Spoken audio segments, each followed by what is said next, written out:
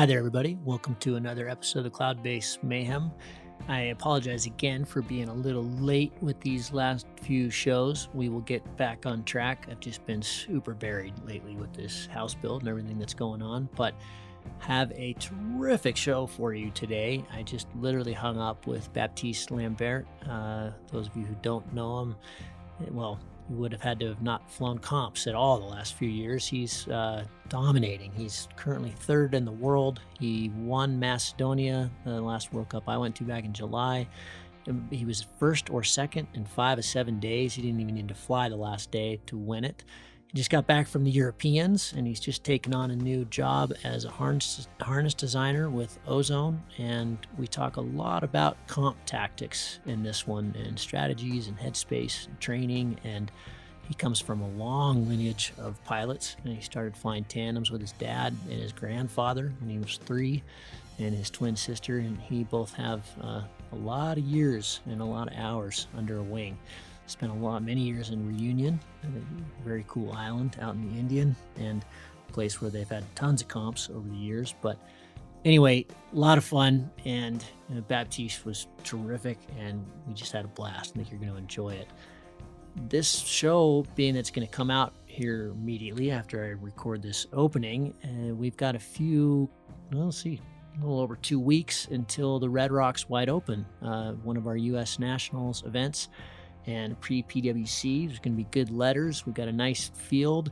We're going to go big, and that time of year, the base is definitely going to be way up tall with some good weather, and oxygen is recommended. And we're not doing short, sweet tasks unless everybody's just exhausted. We're going to try to go big and explore this monumentally cool zone of Utah, sandwiched between a whole bunch of national parks, Bryce and Dinosaur and Escalante and the Grand Canyon, and pretty wild out there. It's going to be a lot of fun, and we've still got, I think, 10 spots. So if you're interested in coming over, or if you're already here in North America and want to do some very cool racing, it's going to be a great scene. Check it out on Air Tribune. Enjoy this really fun talk with Baptiste Lambert. Cheers.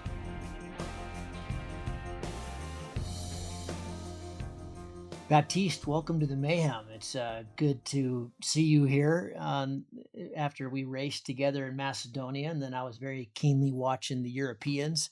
And we're going to talk all about comps, but let's start off with what we were chatting about before we started recording. It sounds like you've got a new job and a big new move. What have you just done? Yeah, I changed completely my lifestyle because I went from Annecy to the south of France because I'm joining the R&D development team of Ozone. So I will work for Ozone now as a designer for harnesses. Wicked. And what were you doing before then? Before that, I was a math teacher in Annecy. And it wasn't totally my thing. And I had this big opportunity at Ozone and I couldn't resist. I had to take the job. How long have you been an Ozone pilot? I don't know. I don't know. I've been flying Ozone since Enzo 2. Enzo 2. So when was it? 2012, 13, 12? I don't know. Okay. For those who aren't aware, I mean, you're very aware of you if you're a comp pilot these days. I think you're ranked, last I checked, you're ranked 3rd in the world, and you were dominating in Macedonia. I don't think I've ever seen something so dominating as that. You were first or second in 5. You didn't even need to fly the last day, and you had it in the bag. That was truly amazing. But take us through your history and give us the long version. When did you start? I understand you come from a big family of paragliders. Yeah, sure. My parents were started paragliding when I wasn't even born, and even my grandfather, he was paragliding still. Yeah, he stopped like 2 years ago, but he was 80. So, he was 80 when he stopped, but he still he just stopped flying because he thinks he's now too old. But it's a family thing, and even my twin sister, she was flying with us, tandem flying, but she was even flying with us. And Wow. we flew together when we were like 3 years old. We did a lot of tandems with both of our parents, and we flew like 300 hours of tandem, both of us, Jeez. and yeah, it's a lot. And we even flew with we piloted with our parents, and we did some cross country already there back then. Wow. Was this all Yeah. mostly in Annecy? Are you from Annecy? No, no, it was we were in the south of France at this time, and it continued until Réunion Island. Ah, okay, Reunion Islands. That's a place that I've sailed to. I sailed across the Indian Ah, Ocean many years ago and spent some time. In fact, I flew Reunion. This was way back when I was very early. I was mostly surfing. What is the left? The Laloo, right? Is the left? You know that famous. Saint-Leu, Saint-Leu, yeah. Yeah, and it was very sharky when I was there. It was kind of intimidating, but wow, wicked break. And yeah, I took some of my kind of early, I don't know, I had just learned how to fly when I was there. I was like 2004 or 5, I guess it was. But Yes. So that's just a like me, because this is the place I really learned to fly, Réunion Island. really.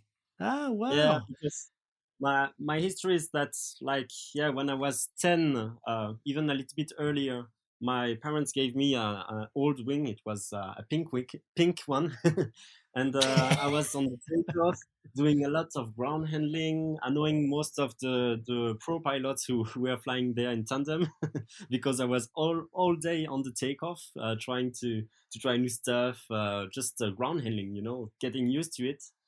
And I did 2 years of ground handling, and this was in Réunion Island. And when I was 12, I was finally it was finally legal for me to fly, because in France you are not allowed to fly too early, and when you are 12, you are. So I did my first real flight, from Saint-Leu, and yeah, I was 12 in Saint Louis. So just like you, my very beginning is in Réunion Island. Wow, yeah, we've got a big age spread, but I'm sure I'm quite a bit older than you are, but yeah, that's a really neat place to learn. So when did you start getting into comps and more professional flying? Was that shortly Yeah. after, or was that way down the road? Uh, in Réunion, the first years after my first flights there, I just tried to do some cross country, try to fly fast, because I always like to fly with a goal and something to improve on. And I started local competitions, because in Réunion Island there's a competition every weekend, so that's cool to practice and to Mm. compare with friends. And this helped me improve very fast. I think these competitions that happens every week. So I started these competitions, and I had to finish my studies, to finish a big part of my studies in Réunion Island. So I stayed there until I was 20, and then I moved to France, where it is easier to compete because of the price of the airplanes. Yeah, sure. Was moving to the Alps, I mean, did you have was that a big move psychologically to go from flying XC and Reunion, which I imagine is pretty limited? I mean, it's not a very big island. I wasn't an XC pilot when I flew there. I launched and flew down to the LZ. I didn't go anywhere, but the I know you can do some really interesting stuff like you can in Tahiti, and you kind of dive back into the deepness in Reunion and all those beautiful canyons and stuff. But Yeah. was going to Alps kind of just mind blowing, or was this something you did all the time anyway, and it was no big deal? It was a big deal. It was really a big deal, because in Réunion Island, when you fly, conditions are really smooth. Like the big epic thermal is when you have a +2, so it isn't that scary at all. Right. And when you hear that in France that there are people going like +7 or so, you say, this is not even possible, because for me, I didn't see even, yeah, like +3 maybe at the most, but. Yeah, it's very smooth in Réunion. We call it like it's like the flatlands with a little angle. It's Right. it's just a little angle. So so even the big canyons, you don't fly it that often. Like there are circuits inside the island. It's the old volcano who collapsed on itself, and there I don't fly it a lot. But this could be more close to what we fly in France. But Mm. I flew mostly on the flatlands with a little angle, you know. Right, right, right. Yeah, I think these islands, because I spent a lot of time sailing, and Tahiti was like that. If the island's big enough and they're in the trades, you fly in the lee on the other side of the island, it just kind of Yeah. wraps around, and it's beautiful. It's incredibly consistent too. I understand, especially about Yeah, you Reunion. can fly a lot of fly a lot of days during the year because you are in the lee, and so the conditions are very smooth, and you can fly very often. And there is no winter, so you can fly a lot. And compared to France, it's a very small space because the lee side is quite short. Sometimes you have only like 30, 40 kilometers to do, and that's all.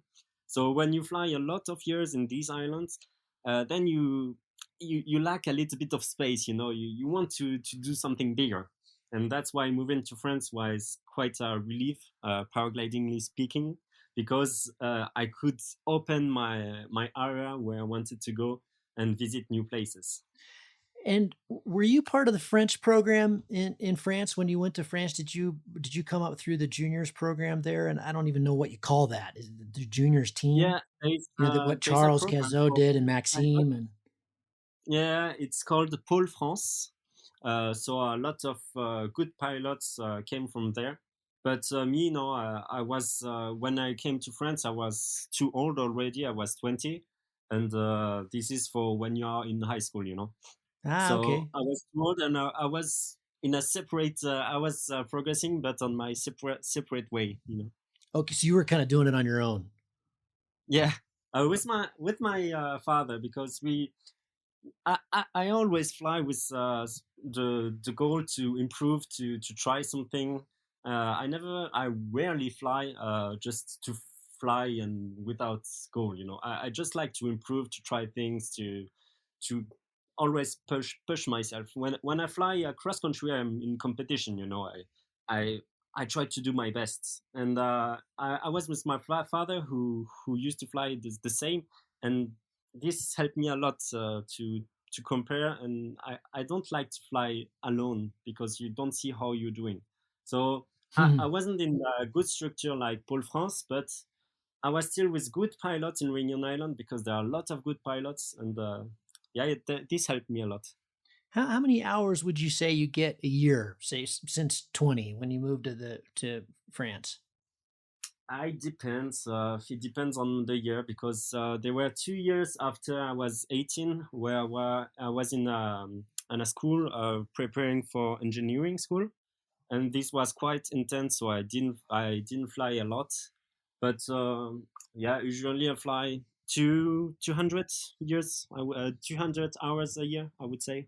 And is your main focus, Baptiste, is it mainly comps or, in researching you a little bit, getting ready for this talk, you do some big XC as well. I know that's part of but how does that split look? Is it 50-50 or is it 90-10 comps?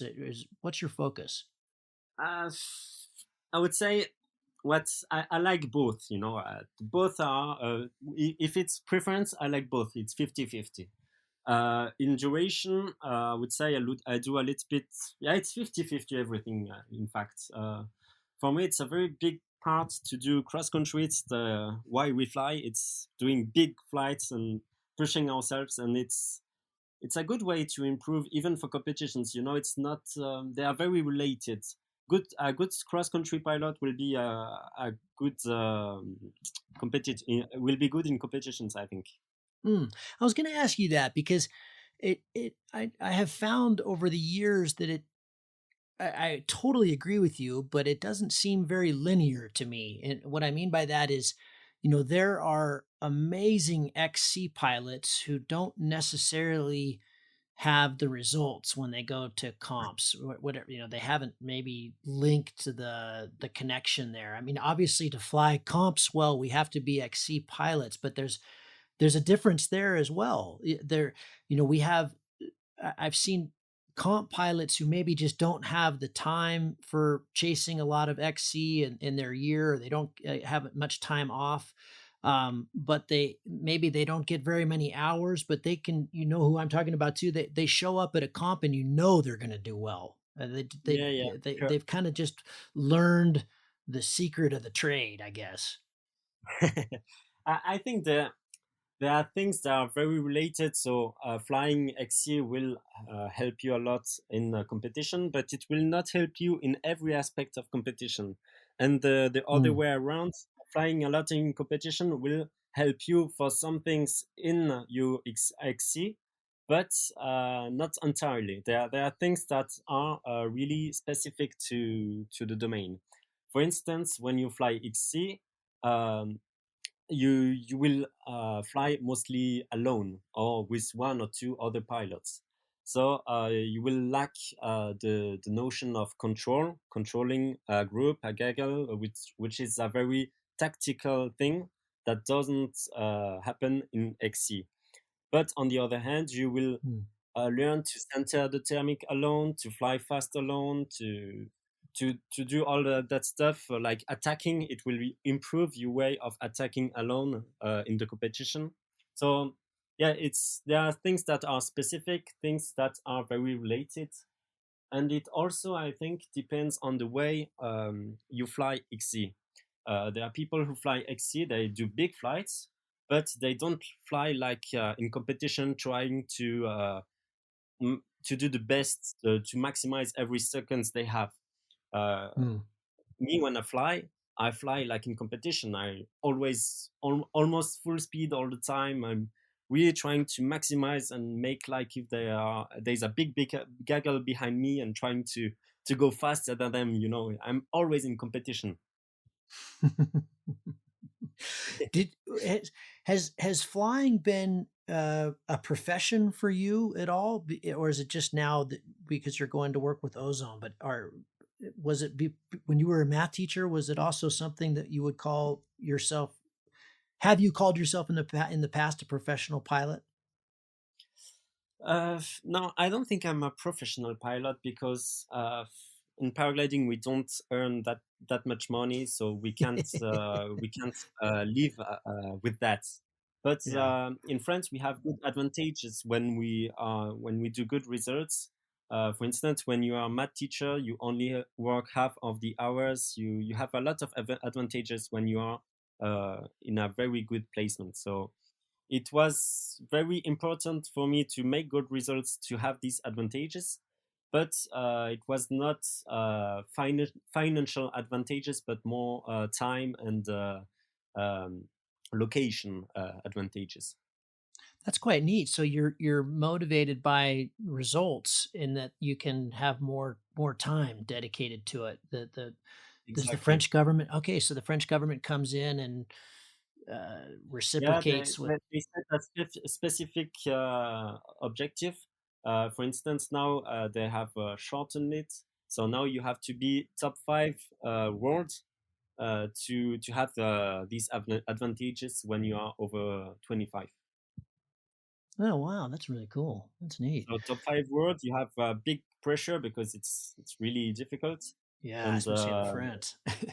once you lose it, then you can't compete as much. You can't have you can't free your time for competition. So it's very yeah, it's quite important. So I would say I was half pro because there is a big reason why I want to do good results, but it's not financial. Like it's a little bit financial help, but mostly it's time related. Hmm. And Baptiste, how old are you now? You moved to France when you were 20. How long have you been at this? Now I'm 26. Okay. I'm going to take you through some questions here that I've been thinking about since Macedonia that are very comp related, but feel free to just jump off into stories that help elaborate it, or anything that you think would be beneficial to the audience, Okay. knowing that our audience, some don't fly any comps, but many do, or many are just getting into it. So we'll take this from whatever angle you want, but I thought where we'd start is advice for comp pilots that are just getting into comps. for new people to comps, I think it can be quite overwhelming, and it can also be quite humbling. Yeah. And so I'm wondering, to me, there seem to be stages that we go through, and I'd like to get your feelings on what, if you're new to comps, just, lower regional level stuff, not necessarily World Cups, but what should you focus on? What should be your goals when you're, your first 5, 10 comps kind of thing? So first thing I would say, try to make the parcours. So try to finish the race. Don't Mm, focus on speed. Just try to finish the race and see what it's like to make goal. The first step, the first competitions is just about making goal, and you will be surprised of your results because I think a lot of newcomers try to focus on speed too early, and it doesn't work. So just try to make goal, mm, and little step by step you try to improve on some aspects, but first just try to make goal. Then once mm, you are able to make goal most of the time, and yeah, consistently, you can try to improve few things. The first one I would say is trying to fly with the gaggle. The gaggle is a big tool in competition, and without it you are very like naked. You can bomb out very easily, and you need to fly. I say really, you need to fly with the gaggle to be efficient, so it will help you to go faster and to go to goal more consistently. So always fly with someone. Try not to try not don't try to attack in front when you try your first comps. Just try to follow good guys and try to follow the gaggle. mm, And when you do it, there are certain mistakes that you can do, and that you can easily avoid. Is when you follow the gaggle, don't try to follow a gaggle when you are below. Once you follow your gaggle, and maybe you took a bad line and you are a little bit below, then the next thermal you catch, try to stay a little longer in it, and take the second group. And if you lost the second group, then take the third group. But don't try to follow the first group if they are going too fast for you. So this is my first advice: follow the gaggle. Try to stay with a group that is okay for you. If they are too fast, try to stay with the second group, but never fly alone. mm. Talk to me about strategy. For example, when you were in Macedonia, what do you, before anything even starts, what are you thinking about before the task? Even the night before or the week before, what are you trying to kind of put in place? And then through the various stages before the start. So now you're off the hill, but you're before the start, and then during the task. Maybe let's break that into three different things. What are the head spaces you're trying to get in, or what are the things you're trying to think about and maybe not think about? Okay. So it depends where you are, because every task you have a different mindset depending on your overall goal. For instance, now in the first task of a competition, I like to play it safe, to make a few points, so that I have something to lay on. So the like 2 to 3 first task, I like to take it slow. So uh, don't I try not to attack, because in case I bomb out, then it will I will be my mind won't be at its best if I see that I'm in the back of the competition. Mm, So I try to take it slow at the beginning. mm. And what about mentally? Like, tell me about your frame of mind going into Macedonia, because over the years of my comp experience, I can't chalk up, the really good races from the bad races mentally, in terms of, it seems to be that I do better if I'm more casual and I'm more focusing on the fun. But maybe not taking it so seriously. But then there's other times where I take it quite seriously and I do well. I, you know, I've never, I haven't really found that there's a magic place to be, but do you have one that was something, a kind of a mindset that you like to go into it? Do you go into it and I'm going to win this one, or do you just I'm going to go to Macedonia and have some fun? Yeah, I think I'm trying to find a good mindset. I think there is one, but it's really hard to find. For Macedonia, I think I just found it right, and yeah, it was really a good experience. But there's no magical solution. It's really a very thin line that you have to find. For Macedonia, yeah, the during the training day, I saw that it was very stable. So I said to myself, I wanted to fly very safe, to make a few tasks very safe in the gaggle. And if there's a very big opportunity that I'm very much ahead, then I will try to do some stuff. But I wanted to play safe. And finally, what happened is that when I was in the air, I felt very good.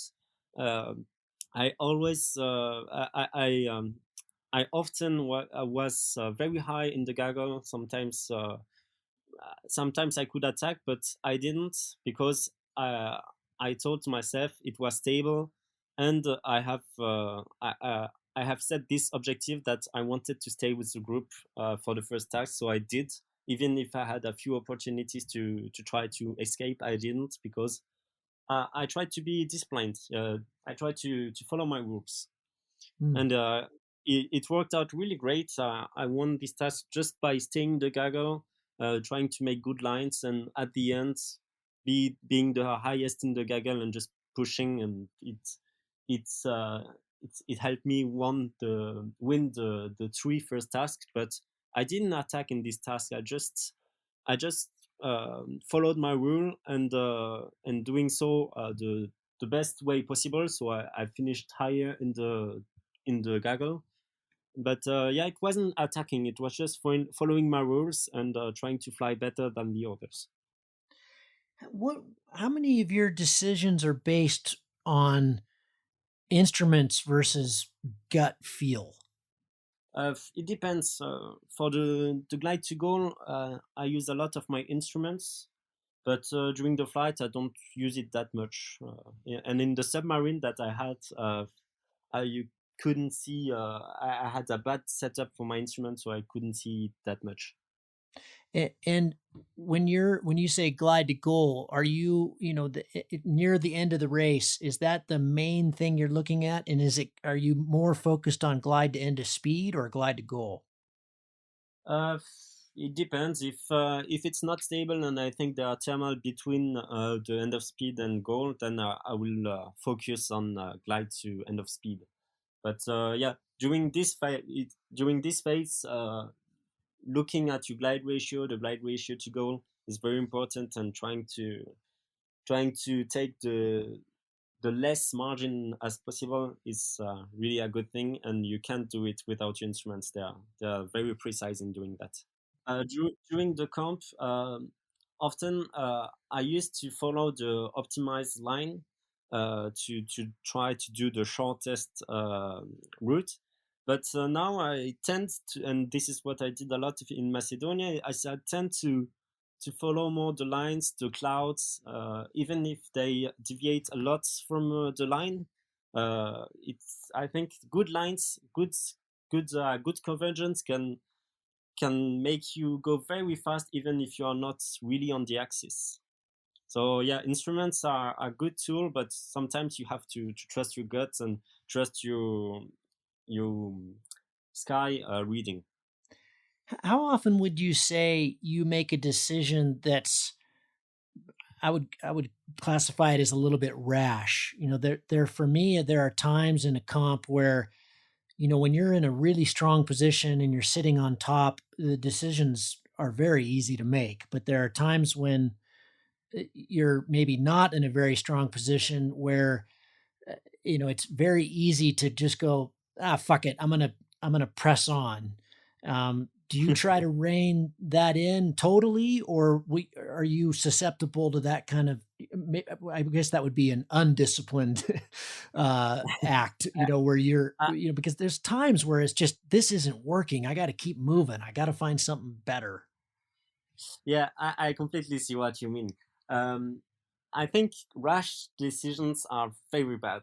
Um, when you do these kind of decisions, most of the times they are bad. You know it deep inside you. You know it, but you do it, and Hmm.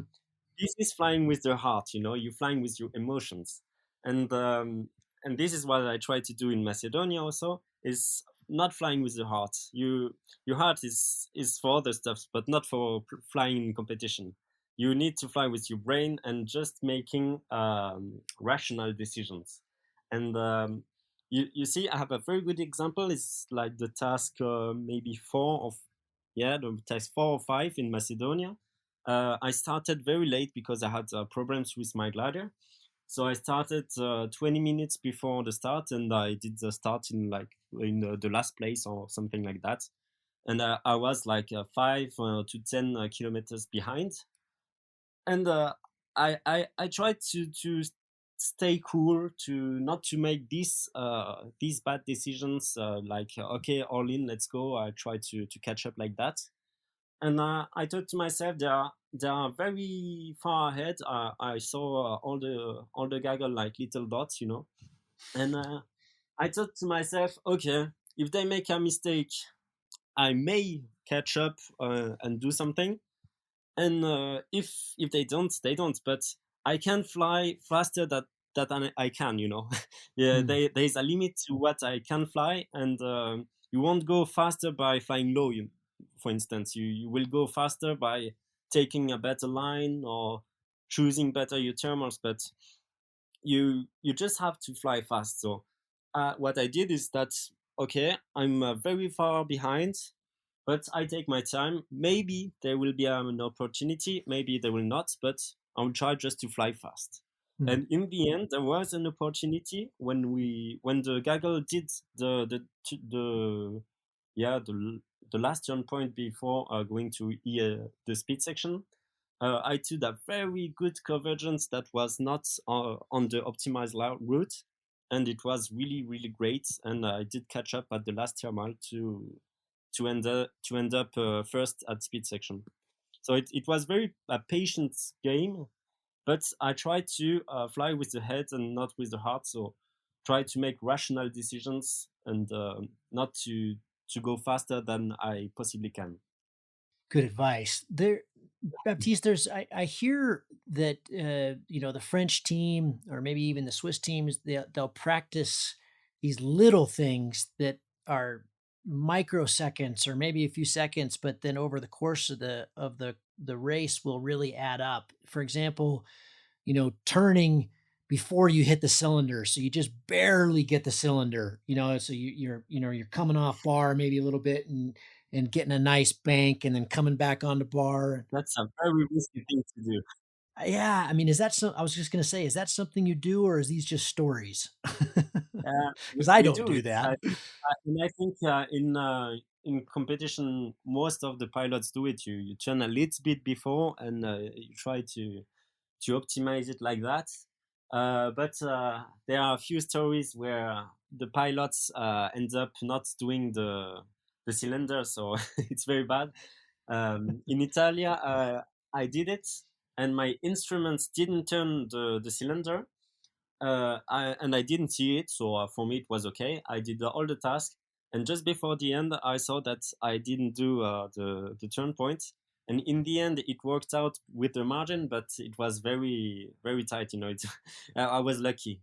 So this isn't something that's a big deal. This isn't something that people need to really work on. It's more all the other things. I mean, Yeah, it's I'm just, it's not a big deal. there's Being okay. 30 meters behind because you didn't do it won't be that bad. Okay. Okay.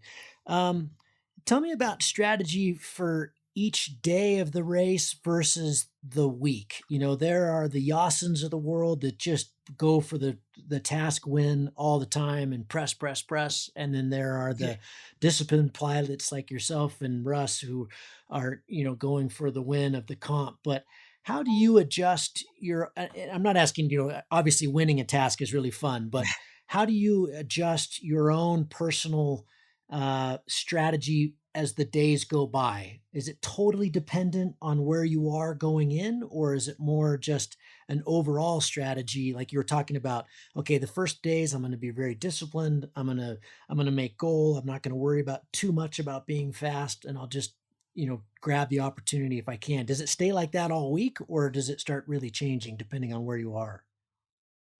Yeah, it depends. If you did a bad result, you already landed twice, then you you will go for the task wins and have fun. But if you are looking for the comp win, then I would say it's indeed like that. It's you fly the best you can, relatively consistently, and try to take a few opportunities. It's a risk versus reward thing, but you try to take your opportunities if you really feel it. uh, yeah, and it depends on the discards you have. If you have a discard left, then you can fly a little bit more aggressively, and the more the competition goes on, the more aggressive you can fly if you didn't land or didn't do a bad task. So yeah, it depends. It depends really on your goal and on your previous tasks. Hmm. Talk to me about strong versus weak positions. I think this is something that, you know, as if you do a lot of comps, it starts to really just be naturally make sense. But I think for especially for early comp pilots, the difference is maybe not so concrete. They don't really. It's a hard thing to really understand. Just talk Yeah. about, you know, like controlling the gaggle versus being in a weak position. Yeah. So controlling the goggles, there are multiple ways to do it, and it's the most efficient way to fly consistently. Yeah, obviously, if you are in the front, it's really hard to take the good lines. You can miss it by 50 meters, and you will see when you will see it will be too late. So control is a very subtle thing to do, because if you are too way too back, then you will be you won't have the good timings for the thermal. Sometimes it will end up and you won't catch it. So it's a very hard thing to do. It's Yeah, there are some formulas to with angles that you can check on my YouTube channel if you want. I talk a little bit about that, but yeah, controlling a gaggle is very hard. For me, the easiest thing to do is being inside the gaggle, like a like a fish inside the gaggle, not being on the borders, just inside, not in the front, not in the back, just in the right in the middle. And this is the easiest way to fly in the gaggle. Then there is also a good way to fly. It's a little bit behind, so you can see all the lines. If there are good lines, bad lines, then you decide to switch from one line to another, and take the best out of everyone that is in front of you. That's easy, but you need to take care not to be too far away, so not to miss the timings of the thermal. And my best way to fly in the gaggle, it's a control that is a little bit aggressive, is when you are the highest in the gaggle, you can go a little bit ahead. So you are the first on the competition, you take leading points. But if things go badly, then you have still have the height to turn around and take the thermals of those who catch a thermal when you don't see it in the back. So this is the way I try to fly in Macedonia, for instance, is being the highest and use my advantage to take leading points. And if things go bad, then I can still return inside the gaggle because I had an advantage. But this is really a little bit hard to pull off. Yeah, that you have to be flying very well to do that. um, Yeah, yeah. the that's a good transition. Lead points. This has been something that has caught me out several times this year. I in the past, they're always tweaking it and changing things, but in the past, I hadn't been too concerned with lead points because it didn't seem to really be worth the risk. But that now, several times in Colombia and Macedonia, I would come in and end of speed in really nice position, but my lead points were terrible. And I realized I need to put some more focus on this because it was killing me in the overall. And so the obvious is, we obviously we're trying to be out front, but how much are you thinking about lead points? And as the race, as that day develops, how much is that something that's in your mind thinking about it? Yeah, it's a very good question. It depends on what I want to do in the competition. If for my way of flying, if I want to just to make a top 10, then I won't be that much focused on leading points. I will just try to make a good place at the speed section, and most of the time it will do the job. But I've noticed that now there are very good pilots, and if you want to take the really top positions, you have to focus a lot now on leading points. Every point counts. So these are 160 points that you can't leave behind. So you need to optimize it. So that's a thing I did in Brazil with Maxime Pinot when the World Cup I won. We flew, and when we were in advantage compared to the gaggle, we used our advantage to take leading points. Most of the time, we took bad lines because when you fly alone, you are not efficient. And then we went back to the group, try to make our way on top again, and always use our advantage to transition it into some leading points. And in the end, it did a good job. It was really really nice to have this little advantage of leading points. So yeah, it Mm. depends on your result. If you want to go top results, you have to focus a lot, and and if you want to do a good result but not the best of the best, then I think you can leave them a little bit behind, because doing a good time at speed section is really more important. And if you focus too much on leading points, there's the risk of really doing a bad thing. Is your background, or do you think your background in math really helps you with strategy and understanding the data, the algorithms and the understanding FTV? Do you think that matters? That's a funny question, because in the European Championships, there was a new scoring system that was not ready yet, and they still used it.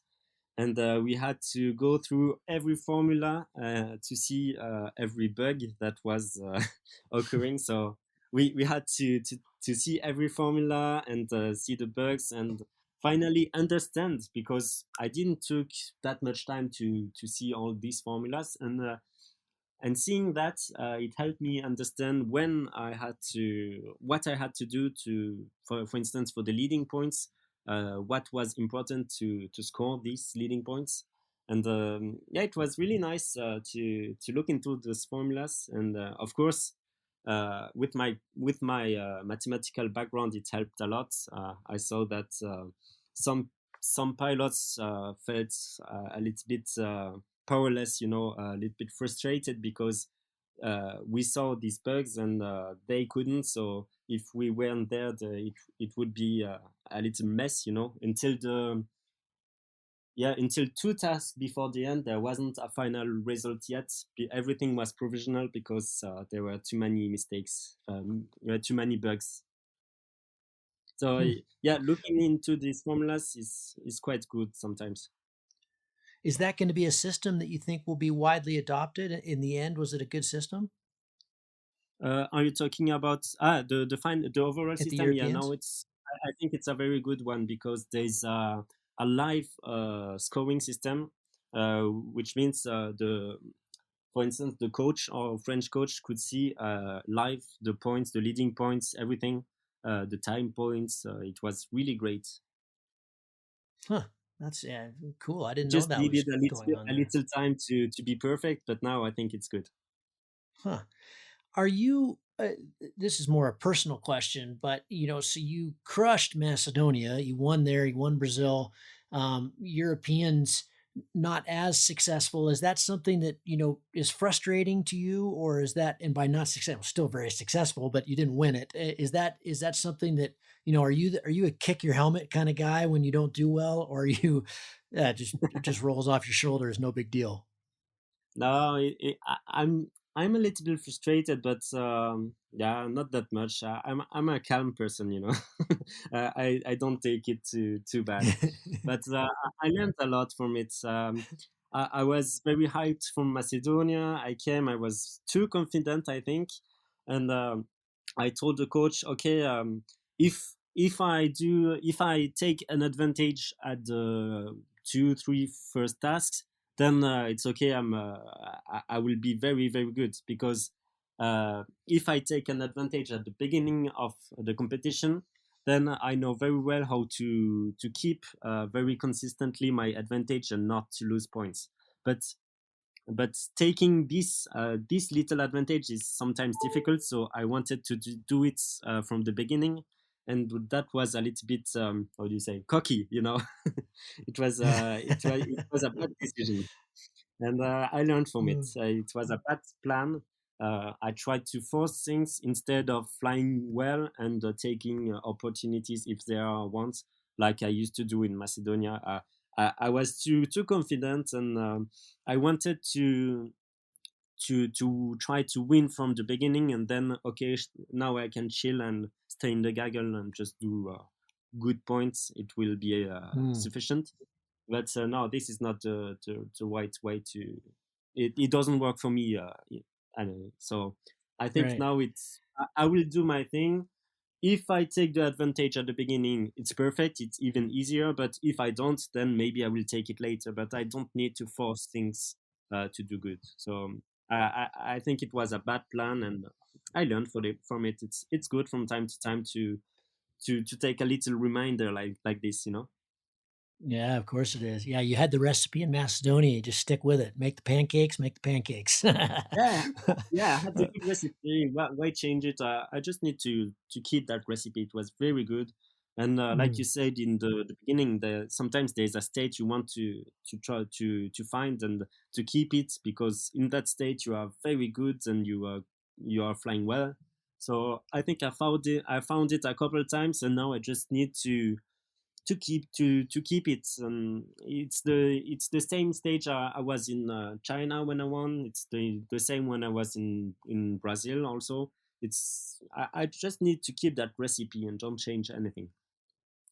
Have you ever suffered, Baptiste, since 20 to 26 now, and now you're winning these World Cups? Have you ever suffered with just lack of motivation, or do you ever come out of these things going, I don't really know why I'm doing this? Ah, no, never. Never. It's Never, always never. you don't have any trouble with getting all passionate about it and fired up. No, no, flying is my life. It's yeah, no, never. Fantastic. Good answer. What about physical training, diet, any of that kind of stuff? Do you hike and fly, or is that part of your regimen at Yeah, all? I have a big dilemma, because I used to make some workouts to be heavier, because bigger wings fly better. Mm. So I did it. I went from 62 to now I'm 70, and Mhm. I tried to do that to be in a good spot with muscle, but a little bit of fat to be heavy, you know. Mhm. And now I have a big dilemma, because I started to make hike and flies, and if I want to be good at hike and flies, I will have to lose some weight, and then it won't be as good for competition. So yeah, it's a tricky thing to choose. to get right. Yeah, we're all going to have to become actors or something, who famously gain and lose weight for every role they're Yeah. playing. But it's always encouraging to me to see Maxime, who's a pretty little guy. He still does. He's proving that you can still do it on the smaller wings. But yeah, that's. Do I hear an X Alps or that kind of thing in your future? No, not Excel, but I will try to do just for fun some local competitions. But it's still a challenge for me because I didn't used to hike a lot, and now I'm trying. So yeah, maybe I will have to change a little bit my diet, and yeah, it's quite motivating. But on the other part, I wanted to fly a M size, and if I do it, I won't be able to fly the M size. Yeah, sure, sure. Because I always flew the S size, and I see there's still a little difference with the M size. Like for instance, Maxime Pinot is now flying the M size, even if he's quite lightweight. He takes a lot of ballast, and I can see that yeah, it's working well. So I want to do the same, but if I lose weight on the other side, it will be even more ballast for me. So I don't know. But the training and the diet, do you consider that an important part of success, or is that just something personal? For success for the competition in cross country, Yeah, yeah. I don't think it matters that much. If you, no, I don't think it matters that much. It's just if you want to improve a little bit by flying a bigger size, then it's okay. But just staying healthy to fly long flights, I think it helps you to get focused a longer time if you are healthy. But yeah, it's not that much of a big difference. Let me ask you a totally different kind of question. One of the things that was a little annoying to me in Macedonia was the shortness of the tasks. Do you like long tasks or short tasks? To me, it's God. Those are beautiful days. Let's keep going. you know. Yeah, sure. I'm a XC pilot, you know. If a task can go for 5, 6, 7, 8 hours, I'm very happy with it. Yeah. Okay. All right. That's good to hear. That's good. I mean, I I, find that I often. was in the I was it's a very good question because I was in the committee in the pilot committee in the French Open, which took place in Mont Lambert in France, and with my there was Maxime also with me, which always fly XC with me, and we pushed to make these big tasks, you know, like 170 kilometers triangle, things like that. And when we did, people were not that happy about that because there are there are people who want to do competition and they want the competition to be very short and to be a quick race, and they don't think that competition and XC are related. And yeah, there were a lot of people who weren't happy about that, but I Really? think it's a very good thing to mix, you know, XC, long flights, and competition. I would love to competitions where you know you go a week in a place where you can do big flights, and like the competition could be okay. The guy who the person who makes the biggest flights in the week wins, or something like that would be amazing. You know, if you are 100 pilots trying to do cross country, imagine what we can achieve. Mm. Yeah, I'm running a U.S. Nationals and a pre PWC here in a couple weeks out in Utah, and if we get the weather, we're really going to try to break the race to goal distance record, and maybe one day we'll just do an open day. That'd be really fun. But yeah, That would be we, amazing. we're advertising it as don't come if you don't want to go big, because it's really high base, and it's a good place to fly with oxygen, and we're hoping to go really big. But yeah, this is something I just find uh, can be annoying about the World Cup scene is it's always, an hour and a half, 2 hours. They're short. I want to go bigger. It's I completely agree. yeah, good. That's good to hear. For me, my best task was in Monte Grappa in Italy in April, and we did a 170 triangle I saw closed. that. It was like an FIA triangle, and it was Yeah. epic. We flew longer, faster, and it was really good. And when I Awesome. see that you, we were in the European Championships, and in the same time there were people in France breaking the FIA Oh my record, God.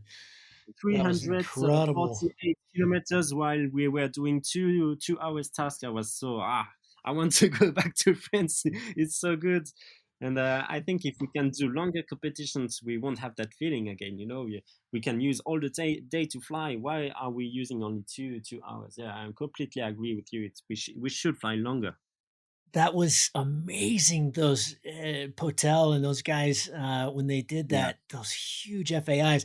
It was kind of, for me, it was a bit of a, oh, man, because that's where my race ended in 2019 on that Col d'Izard or Uzar, I don't know how you say it, but, and it was these an are amazing flying day. I had walked all night on bare feet. My feet were just mangled, and I had no interest in flying. But one of my supporters that day took off and had a really nice triangle. So it's an amazing potential, and those guys proved it. That's just it's just over the Col from Agnel. Yeah, I think they find just the right spot to fly. It's really Oh, it seems all natural. It's really good.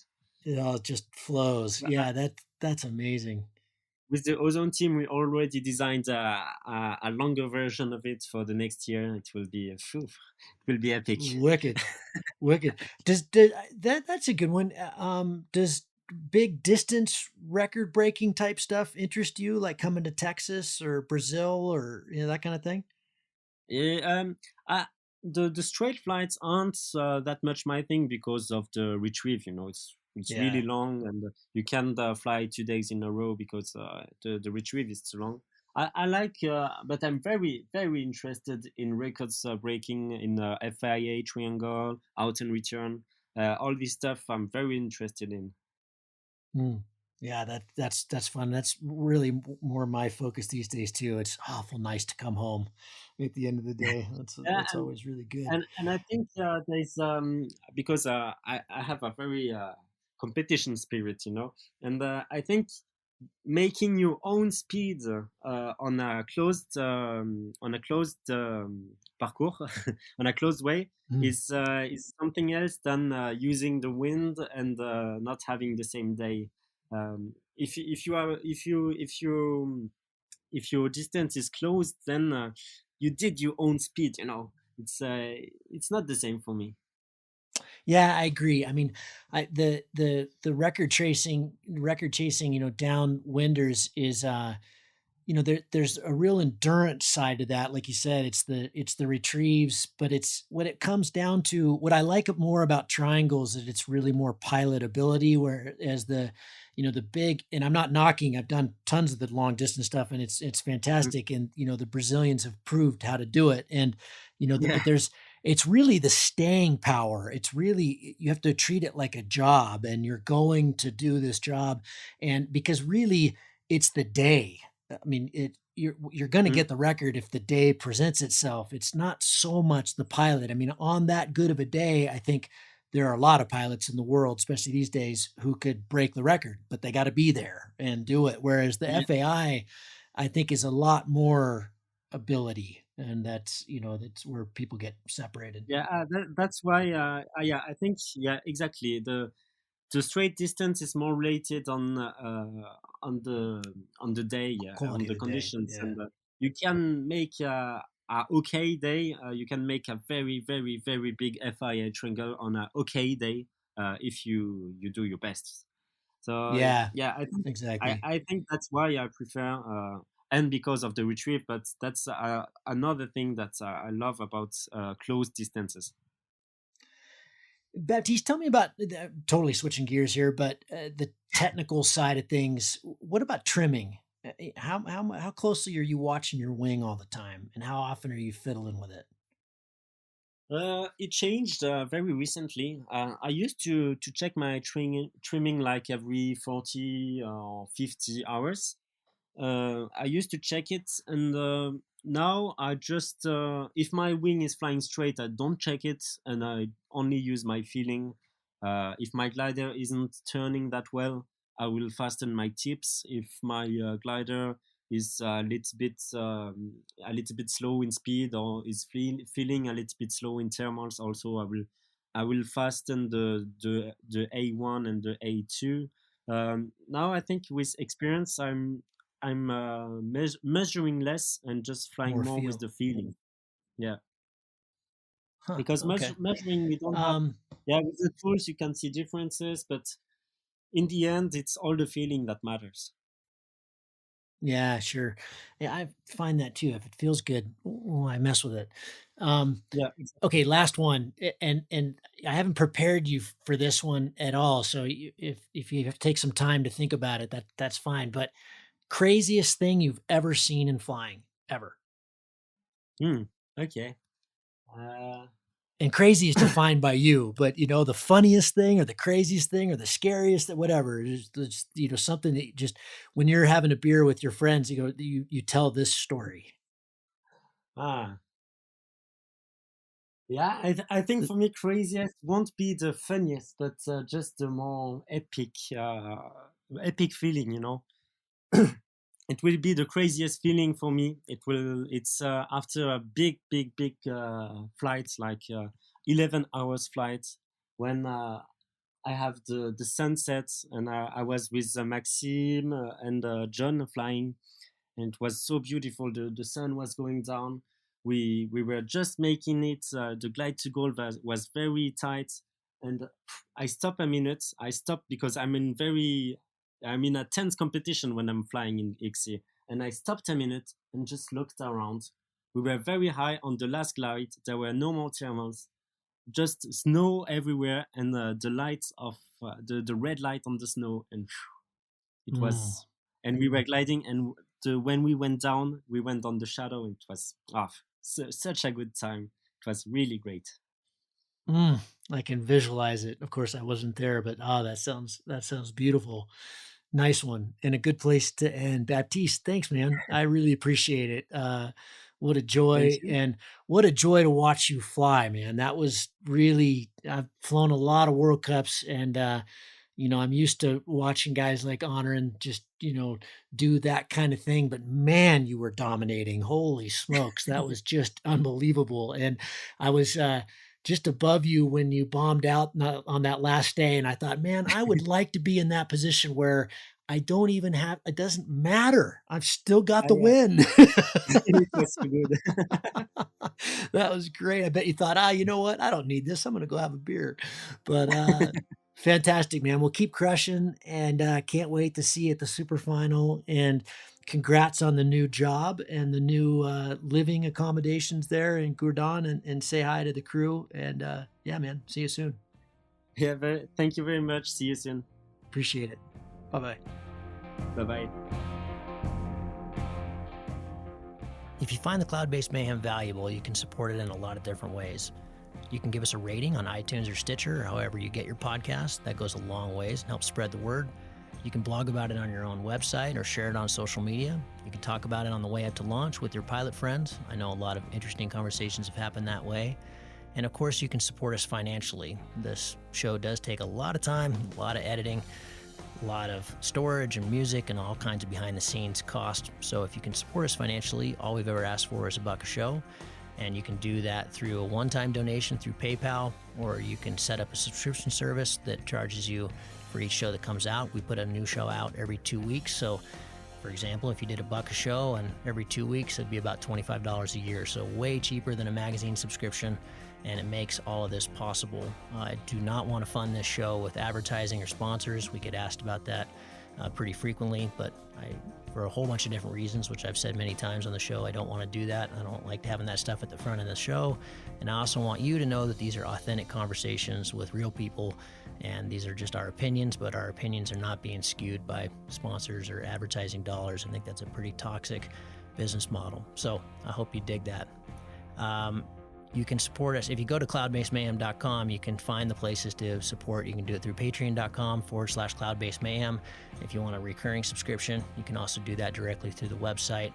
We've tried to make it really easy, and that will give you access to all the bonus material, little video casts that we do, and extra little nuggets that we find in conversations that don't make it into the main show, but we feel like you should hear We don't put any of that behind a paywall. If you can't afford to support us, then just let me know and I'll set you up with an account. Of course, that'll be lifetime, and hopefully you're being in a position someday to be able to support us. But you'll find all that on the website.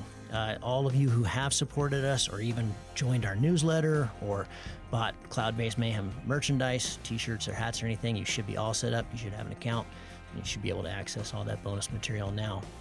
Thank you so much for listening. I really appreciate your support, and we'll see you on the next show. Thank you.